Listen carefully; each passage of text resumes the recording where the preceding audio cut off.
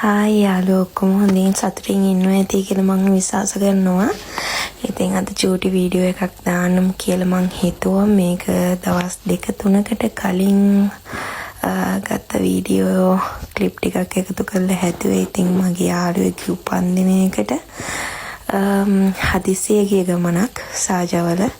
ඉතින් මේ ඒකට යන්න කලින් මම පොඩි බඩු වගේක් ගන්න මේ ළඟ තියෙන ඩ්‍රැගන් මාර්ට් එකට ගිහිල්ලා තමයි ඉතින් යන්න හම්බුනේ. මේ ඩ්‍රැගන් මාර්ට් එක ගොඩක් ලොකුයි. ඉතින් ඒකේ අපිට අඩුවට බඩු ගොඩාක් ගන්න තියෙනවා. සහ ලස්සන තැන් ගොඩාක් තියෙනවා. ඉතින් මේ ඔක්කොමත් හරි මේ වීඩියෝ හරගත්තා වගේ නෙමෙයි එඩිට් කරලා දාන්න ගියම තමයි ඉතින් එපා වෙනම කාර්ය. ඉතින් මම තමයි උපන්දිනේට යන්න කලින් හෙටේ දැන් මේ දවසට ඊළඟ දවසේ එයාගේ මේ සැලුන් එකේ ඕපනින් එකක් තියෙනවා. ඉතින් දෙකම අල්ලලා අද ගියා.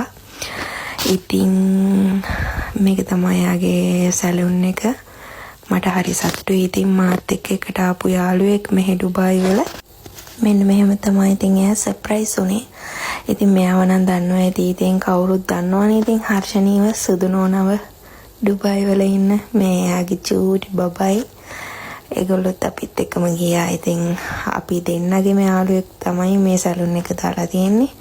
එයාව සර්ප්‍රයිස් කරලා එයාගේ සැලුන් එකක් බලලා එයාට ලොකු ගමනක් යන්න ආශිර්වාද කළා. ඉතින් මං ගෙදර එන්න ආවා.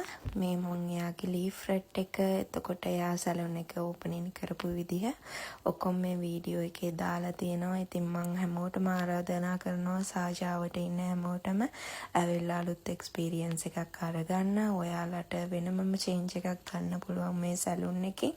ඉතින් හොඳ සැලුන් එකක් නිසා ඔයාලට කතා බහ කරලා ඕන දෙයක් කරගන්න පුළුවන්.